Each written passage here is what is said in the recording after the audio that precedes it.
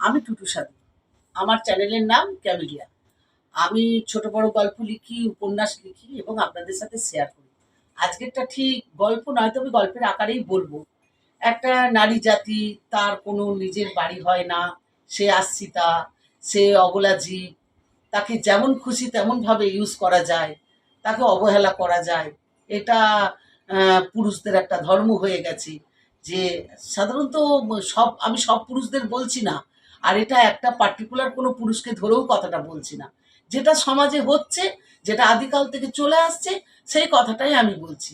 একটা নারী একটা নারী কিন্তু একটা পুরুষকে পৃথিবীর আলো দেখায়। একটা পুরুষ একটা পুরুষকে আলো দেখায় না, একটা নারী পুরুষকে আলো দেখায়। সেটাই পুরুষ ভুলে যায়।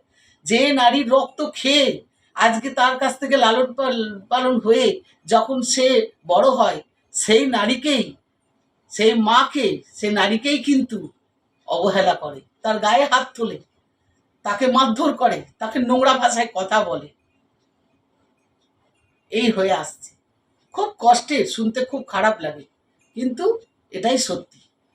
তাকে ধরে দিয়ে আসছে। সাধারণত বড় লোকদের কথা আমি বললাম, তারা ফরেন থেকে এলো, এসে ছেলে এসে মায়ের সঙ্গে চঞ্চকতা করলো, চিটার করলো। কেউ মাকে বলল, মা এই বাড়িটা তোমাকে নিয়ে যাবো, এই বাড়িটা আমি কি বিক্রি করে দিই, তুমি সইসাবুত করে দাও। সইসাবুত করে দিল। বললো, মা তুমি কটা দিন থাকো, এই জায়গাটাতে রেখে গেলাম, বৃদ্ধাশ্রমে একটা জায়গায় রেখে গেল। বললো আমি এসে তোমাকে একেবারে আমি ফরেনে নিয়ে চলে যাব। ওই আজও গেল তো কালও গেল, বাড়ি বিক্রি করে সেই ছেলে চলে গেল বিদেশে, আর দ্বিতীয়বার ফিরে এলো না। মা ওই বৃদ্ধাশ্রমে পড়ে পড়ে পচতে লাগলো। এটাই কি সত্যিকারের? তাহলে নারী জাতিটা কি আছে? নারী জাতিটা কি শুধু অবহেলার পাত্র? একটা পুরুষ কিভাবে ঠকাচ্ছে, একটা নারী জাতিকে কিভাবে ঠকাচ্ছে।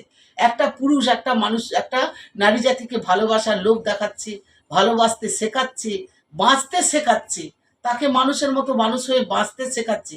সে 10 জায়গায় 10টা মেয়ের বিছানায় গিয়ে সে ফ্ল্যাট করছে, আর সে নিজেকে সতী বলে ফিডব্যাক দিচ্ছে।